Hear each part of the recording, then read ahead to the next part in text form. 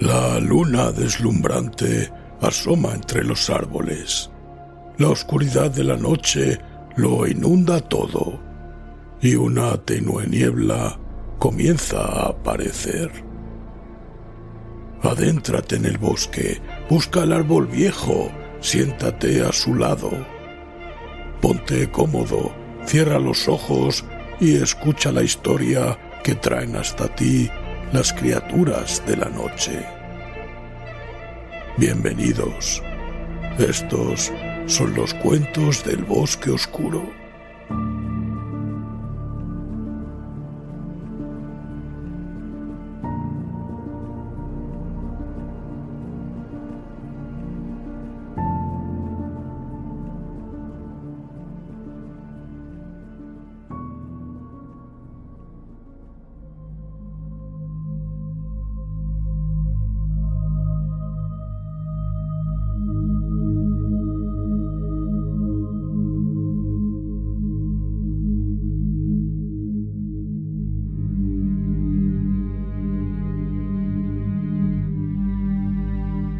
El extraño caso de Absol Butoquan,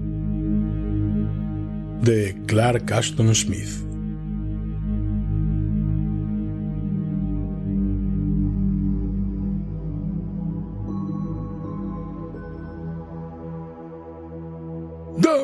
Dame, oh magnánimo y liberal señor de los pobres, exclamó el mendigo. Abusol Butoquan, el prestamista más rico y avaro de todo Comorión y en consecuencia de todo Hiperbórea, fue sacado bruscamente de sus sueños por la voz aguda y quejumbrosa. Observó al pedigüeño con mirada airada y poco amistosa. Mientras caminaba hacia su casa aquella noche, sus meditaciones estaban espléndidamente repletas de metales brillantes y preciosos, de monedas y lingotes, de objetos de oro y de plata, llameantes gemas ensartadas en ristras, ríos y cascadas de piedras preciosas, todo ello llenando los cofres de Abusol Butoquan. Ahora la visión se había desvanecido y esta voz desagradable e intrusa le imploraba una limosna. «No tengo nada para ti». Su tono era parecido al de un portazo. «Solo 2 pazos, oh ser generoso, y te echaré la buena ventura». Abusol Butoquan contempló por segunda vez al mendigo. Nunca había visto a un ser tan miserable de entre todos los mendigos que conocía de sus correrías por Comorión. El hombre era muy anciano y su piel, de un marrón muy oscuro, apenas visible, estaba plagada de arrugas que más bien parecían el entrelazado de alguna araña gigante de la selva. Sus harapos no eran menos fabulosos y la barba que le caía se mezclaba con los mismos, como si se tratase del musgo que cubre el tronco de un junípero. «No necesito tus predicciones». «Solo un pazor, pues». «No». Los ojos del mendigo adquirieron un destello perverso y malvado en sus hundidas cuencas, comparables a las cabezas de víboras venenosas. «Entonces, oh Abusol Butoquan», añadió, «te diré la profecía gratis. Ten cuidado de tu rareza, el amor excesivo y desnaturalizado que sientes por todos los bienes materiales y tu consabida avaricia te llevarán a una búsqueda extraña, conduciéndote irremisiblemente a un destino donde ni el sol ni las estrellas te podrán ayudar. La opulencia oculta de la tierra te adulará, haciéndote creer que eres fuerte, hasta que por último te devore la propia tierra». «Márchate», dijo Abusol Butoquan. «La rareza no es más que un mínimo misterio expresado en sus primeras cláusulas. La primera de estas es algo más platónico. No necesito que ningún mendigo me explique cuál es el vulgar destino de la mortalidad.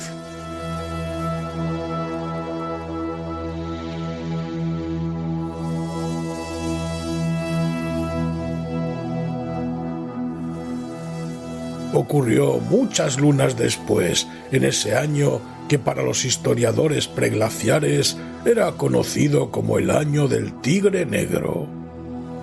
Estaba Abu Solbutocuán sentado en una cámara de techo bajo en su casa, que constituía su habitual lugar de trabajo. La habitación aparecía con una planta oblicua a causa de la breve luz dorada de la puesta del sol, cuyos rayos penetraban por una ventana cristalada, iluminando una línea serpenteante de chispas multicolores en la lámpara enjollada que pendía de cadenas de cobre, y dando una vida luminosa a los tortuosos hilos de plata que brillaban en la penumbra. Abu Solbutocuán, sentado en una sombra marina apartada de la luz, observaba con mirada austera e irónica al cliente, cuya faz morena y manto oscuro denotaban una gloria pasada. El personaje era extranjero y el usurero pensó que probablemente se tratase de un mercader llegado de reinos lejanos o algún forastero de dudosa ocupación. Sus ojos alargados y oblicuos, de un verde opaco, su barba azulada y desaliñada, así como el corte de su triste vestidura, eran pruebas suficientes para atestiguar su identidad de extranjero. 300 dials es una suma fuerte, objetó pensativamente el prestamista. Además, no os conozco. ¿Qué seguridad me podéis ofrecer? El visitante sacó de su manto una bolsa pequeña de piel de tigre y cerrada con un tendón. La abrió con destreza y vació sobre la mesa de Abu Solbutocuán 2 esmeraldas sin tallar, de un tamaño considerable y cuya pureza era tan perfecta como indiscutible. Del corazón de las piedras refulgía un fuego frío como hielo verde, que se hacía más intenso cuando se unía a la luz del crepúsculo. En los ojos del usurero se había encendido una chispa avariciosa, pero habló fría e indiferentemente. Puede que me avenga a prestarle 150 dials. Es difícil desembarazarse de las esmeraldas, y si no vuelve para recuperar las piedras y devolverme el dinero, todavía tendré ocasión de arrepentirme por mi generosidad. Pero correré el riesgo. El préstamo que pido es ínfimo comparado con su valor, protestó el extraño. Deme 250 dials. Me han dicho que existen otros prestamistas en Comorión. 200 dials es el máximo que puedo ofrecer. Es cierto que las piedras no carecen de valor, pero podéis haberlas robado. ¿Qué sé yo? No tengo por costumbre hacer preguntas indiscretas. Tómelas, replicó apresuradamente el extranjero, aceptando las monedas de plata que Abu Solbutocuán iba contando, sin mayores protestas. Al retirarse, el usurero le miró con sonrisa sarcástica, haciendo para sí sus propias conclusiones. Estaba seguro de que había robado las joyas, pero ni se preocupaba lo más mínimo por este hecho. No le importaba a quién habían pertenecido, ni cuál era su historia, sino que pasarían a formar parte de los valiosos cofres de Abu Solbutocuán. Incluso la más pequeña de las 2 esmeraldas habría sido barata a 300 yals, pero el usurero no temía que el extranjero volviese a reclamarlas. No, se trataba sencillamente de un ladrón, contento de poder librarse de la evidencia de su culpa. En cuanto a la verdadera propiedad de las gemas, constituía un tema que en absoluto picaba la curiosidad del prestamista. Ahora le pertenecían a él, por virtud de la suma de plata que tanto él como el extranjero habían considerado tácitamente como un precio más que como un préstamo. La luz del atardecer se desvanecía rápidamente de la habitación a la vez que el crepúsculo comenzó a dorar los bordados metálicos de las cortinas y los coloridos ojos de las piedras preciosas. Abu-Sol-Buto-Kuan encendió la lámpara y, abriendo una pequeña caja fuerte reforzada, sacó una resplandeciente ristra de joyas que depositó sobre la mesa junto a las esmeraldas. Había topacios pálidos y límpidos como el hielo procedentes de Mutulán y maravillosos cristales de turmalina llegados de Chobul-Panomi. Fríos y escurridizos zafiros del norte, cuarzos rojos como sangre helada y diamantes en cuyos corazones resplandecían estrellas blancas. El carmesí de los rubíes llameaba desde la pila de piedras, mientras que otras brillaban con ojos de tigre o lanzaban sus sombrías llamaradas a la luz de la lámpara entre los inquietos matices de los ópalos. También había esmeraldas, pero ninguna tan grande ni tan perfecta como las que había adquirido esa misma tarde. Abu-Sol-Buto-Kuan distribuyó las piedras en filas y círculos resplandecientes, al igual que hicieron en ocasiones anteriores, separando a un lado, como capitanes que conducen el escuadrón, todas las esmeraldas, incluidas las nuevas. Se sentía satisfecho con su adquisición, así como de sus cofres rebosantes. Contemplaba las joyas con un amor avaricioso y una complacencia mezquina. Sus ojos parecían puntos de jaspe incrustados en la cubierta de pergamino ahumado de cualquier libro viejo dedicado a la magia. Pensaba que sólo el dinero y las piedras preciosas eran cosas inmutables e imperecederas en un mundo de incesante cambio y fugacidad. Llegado a este punto, sus reflexiones se vieron interrumpidas por un hecho singular.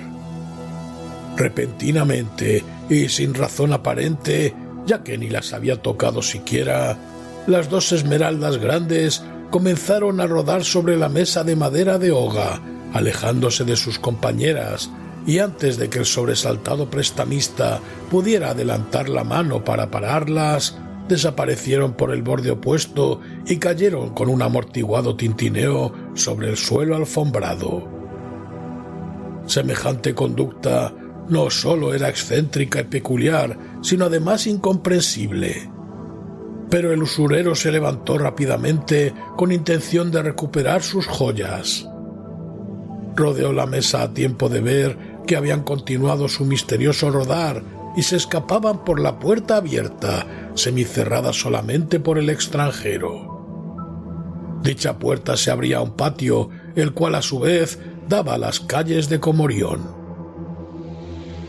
Terriblemente alarmado, Abu-Sol-Buto-Kuan estaba más preocupado ante la perspectiva de perder sus esmeraldas que por la misteriosa desaparición de las mismas. Las persiguió con una agilidad de la que muchos le hubieran creído incapaz, y abriendo la puerta vio cómo las esmeraldas fugitivas rodaban suave y rápidamente a través de las toscas e irregulares piedras del patio. El crepúsculo se convertía en una azulada luz nocturna, pero las joyas despedían destellos fosforescentes que permitían su persecución. Perfectamente visibles en la oscuridad, pasaron a través del portillo abierto que daba a la avenida principal y desaparecieron. Pensó Abu-Sol-Buto-Kuan que las joyas estaban embrujadas, pero no estaba dispuesto a ceder, ni siquiera ante un desconocido embrujamiento. Nada por aquello que había pagado la desorbitante suma de 200 yals. Alcanzó la calle a grandes zancadas y se paró el tiempo suficiente para cerciorarse de la dirección tomada por las esmeraldas. La avenida, tenuemente iluminada, estaba casi desierta, ya que a esa hora los dignos ciudadanos de Comorión se hallaban entregados a la consumición de su almuerzo vespertino. Las joyas, alcanzando celeridad en su huida, galopaban hacia la izquierda en dirección de los suburbios más humildes, y de la jungla salvaje que se extendía más allá. Abu-Sol-Buto-Kuan observó que tendría que acelerar considerablemente su paso si quería alcanzar las piedras. Respirando fatigosa pero valientemente por el infrecuente ejercicio, reanudó la persecución. Pero a pesar de todos sus esfuerzos, las joyas seguían corriendo la misma distancia, precediéndole con una facilidad enloquecedora, tintineando musicalmente de cuando en cuando sobre el pavimento. El asombrado y enfurecido usurero comenzó a perder aliento. Obligado a reducir su carrera, temió perder de vista las gemas. Pero por extraño que pareciese, se adaptaron a su propio paso, reduciendo a su vez la rapidez y manteniendo siempre la misma distancia. La desesperación del prestamista iba en aumento. La huida de las esmeraldas le conducía a un barrio de las afueras donde habitaban los ladrones, asesinos y mendigos de Comorión. Se cruzó con algunos transeúntes de aspecto poco respetable que contemplaron estupefactos el paso de las piedras sin hacer ningún esfuerzo para pararlas. Pronto comenzaron a ser más pequeñas las execrables casas por donde pasaba, quedando espacios cada vez más grandes entre las mismas. Al cabo de un rato, solo quedaban algunas chozas dispersas, con luces furtivas que resplandecían en la oscuridad bajo la fronda de altas palmeras. Pero perfectamente visibles aún y brillando con un resplandor irónico, las joyas huyeron ante él por la oscura carretera. Sin embargo, tenía la sensación de que poco a poco les iba dando alcance. Sus débiles piernas y su cuerpo arrugado se desvanecían de cansancio, pero siguió su carrera empujado por una fe renovada y jadeante de avaricia. Una luna llena, grande y ambarina, apareció por encima de la jungla e iluminó su camino.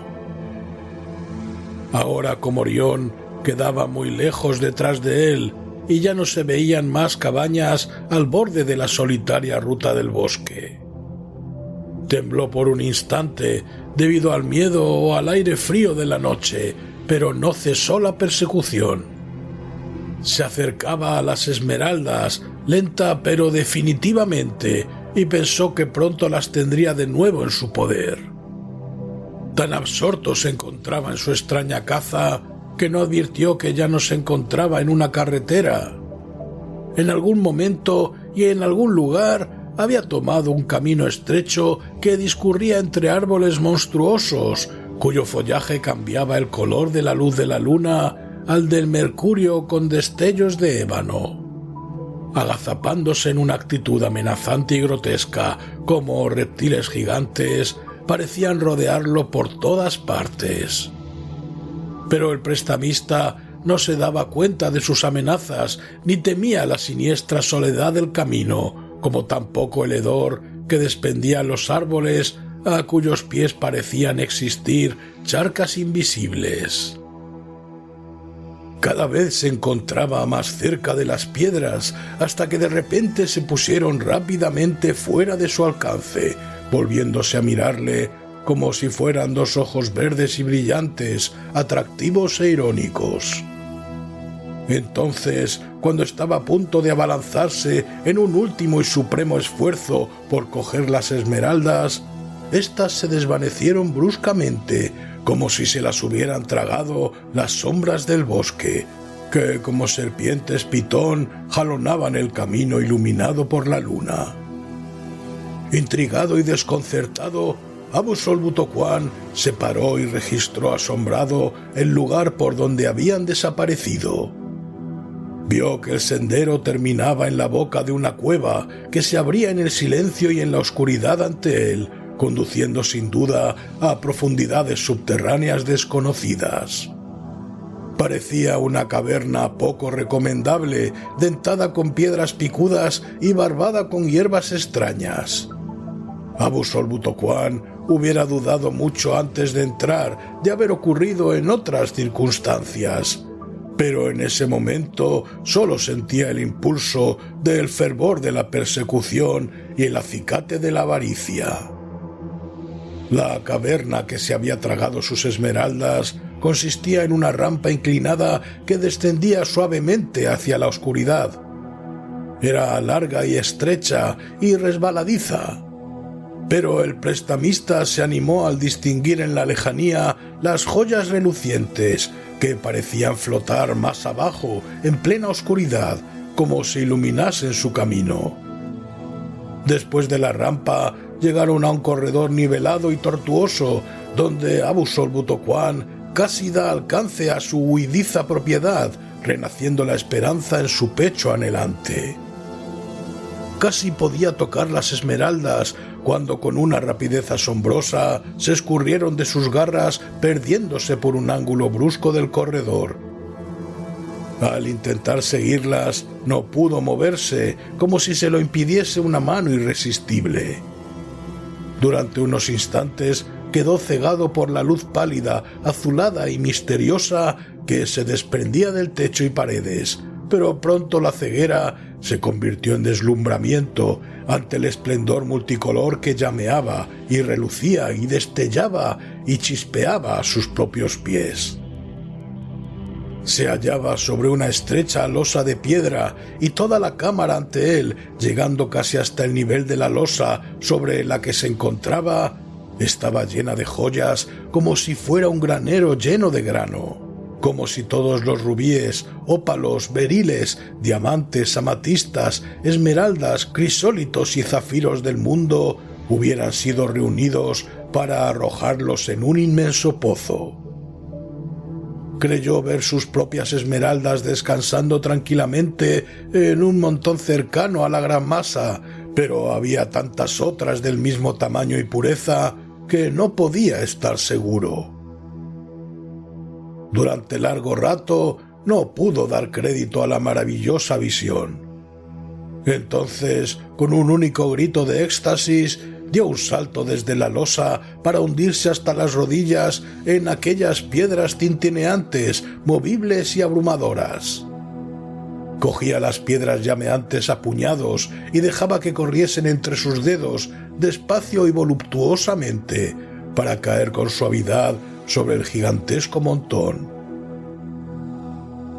Pestañeando de felicidad, contemplaba las luces y colores majestuosos correr como cadenetas deslumbrantes, arder como carbones y estrellas, y destellar como si se incendiasen mutuamente. Nunca, ni siquiera en sus sueños más atrevidos, podría haberse imaginado el usurero semejantes riquezas. Balbució en voz alta en una rapsodia de felicidad, sin darse cuenta por ello que a cada movimiento se hundía más y más en el insondable pozo. Las joyas le llegaban más arriba de la rodilla y hasta que no presionaron sus flácidos muslos, tan poseído estaba por su propia avaricia que no advirtió ningún peligro. Entonces, alarmado ante el hecho de que se hundía en la recién descubierta riqueza como si fuera arena movediza, intentó salir y volver a la losa de piedra. Todo fue en vano, pues las piedras cedieron bajo sus pies y no solo no avanzaba, sino que seguía hundiéndose hasta que la montaña movible le llegó hasta la cintura. El miedo comenzó a invadir a Abusol-Butokuan dentro de la ironía intolerable de su situación. Gritó y a modo de respuesta recibió una carcajada estruendosa y perversa desde las profundidades de la caverna. Retorciendo el cuello con un esfuerzo doloroso para poder escudriñar por encima de su hombro, vio a un ser de lo más peculiar, agazapado en una especie de estantería por encima del pozo de joyas. Dicho ser era deforme y repugnante y distaba mucho de ser humano. No se parecía a ningún animal ni a ninguno de los dioses o demonios conocidos en Hiperbórea. Además, su aspecto no ayudaba a disminuir la alarma y pánico del prestamista, ya que era grande y pálido y achaparrado, con cara de sapo, cuerpo hinchado y numerosas aletas o apéndices. Reposaba tendido sobre la estantería, dejando caer su cabeza sin barbilla y con una enorme boca por encima del pozo, contemplando oblicuamente con ojos fríos y sin párpados a Absoluto-Quan. Tampoco se tranquilizó el usurero cuando comenzó a hablar en un tono grueso y desagradable, como si fuera el ruido de cadáveres bullendo en la olla de un mago. Pero ¿a quién tenemos aquí?, dijo. Por el altar negro de Satogua, pero si es un gordo prestamista pataleando en mis joyas como un cerdo en la cochiquera. ¡Ayúdame!, gritó Absoluto-Quan. ¿No ves que me estoy hundiendo? Y el ser volvió a carcajearse vulgarmente. Sí, ya veo tu situación. Desde luego. ¿Y qué haces aquí? Vine en busca de mis esmeraldas, 2 piedras maravillosas y sin defecto alguno, por las que acabo de pagar la suma de 200 dials. ¿Tus esmeraldas?, dijo el ser. Mucho me temo que debo contradecirte. Las joyas me pertenecen. Me fueron robadas hace tiempo de esta cueva en la que desde hace muchos siglos reúno y guardo mi riqueza subterránea. El ladrón se asustó cuando me vio y le dejé partir. Solo había tomado las 2 esmeraldas y yo sabía que éstas volverían a mí, como lo hacen todas mis joyas cuando yo las llamo. El ladrón era delgado y huesudo e hice bien en dejarle marchar, pues ahora, en su lugar, tengo a un usurero gordo y bien alimentado. Preso de un temor creciente, Absoluto-Quan no pudo comprender estas palabras ni captar su significado.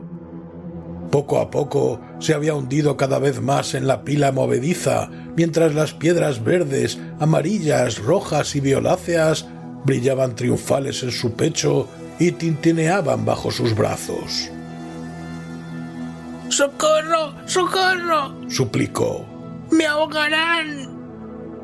Sonriendo sarcásticamente y enseñando la punta de una lengua blanca y gruesa, el extraño ser se deslizó de la estantería con la facilidad de un reptil y, extendiendo su cuerpo plano por las piedras preciosas en las que se hundió, se situó de forma que podía alcanzar al usurero con sus miembros de pulpo.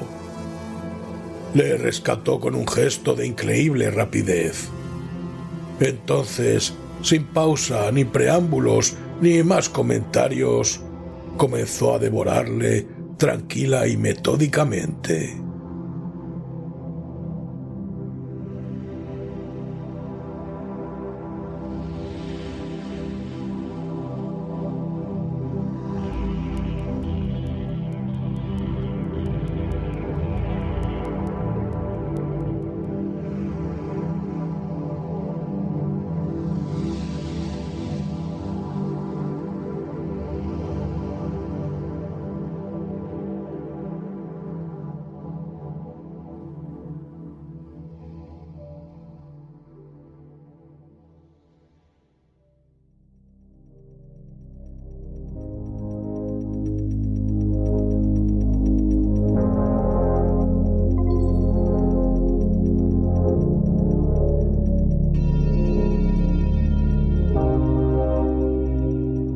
Espero que te haya gustado este audio. Si ha sido así, ahora es un buen momento para que nos regales un me gusta. Es el único premio que obtenemos y lo que nos ayuda a seguir produciendo más audios como este. Si te gusta nuestro contenido y quieres recibir aviso de los nuevos audios que vayamos publicando, recuerda que suscribirse a nuestro podcast es totalmente gratuito. Y si lo que quieres es apoyarnos, puedes hacerlo como mecenas. Así tendrás acceso al contenido exclusivo para fans, Para ello, ve a la página principal de nuestro podcast y pulsa en el botón apoyar. Desde Cuentos del Bosque Oscuro, muchas gracias y que disfrutes de unas delirantes pesadillas.